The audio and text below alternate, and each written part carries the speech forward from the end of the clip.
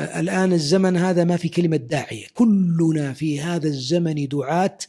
الصامت قد يكون أثره في الأمة أكثر من المتحدث، يوم أن الصامت يشتغل تقنيا وينشر عبر الفضاء، ينشر لنا. يعني أنا أقول لشبابنا اذهبوا إلى تراث الأئمة من الشيخ عبد العزيز بن باز بن محمد بن عثيمين، الشيخ عبد الله بن جبرين، المشايخنا الأحياء منهم والأموات، اخرجوا هذا التراث الصوتي وركبوا عليه تركيبات جميلة، حطوا جرافيك حلو وجميل وفلتر الصوت وجملوه وانشروه وقطعوه وجهزوه وارسلوه.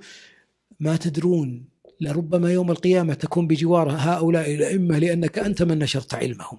يا سلام. وقد تكون لا تتحدث. أنا أذكر أنا من مقطع من المقاطع، مقطع أخذه أنا لا أعرفه الآن، والله ما أعرفه، أخذه لي وركب عليه مدى تركيبات هو صوتي وحطه ثم بثه في التيك توك. يقول لي أحد أبنائي: يا شيخ بلغت المشاهدات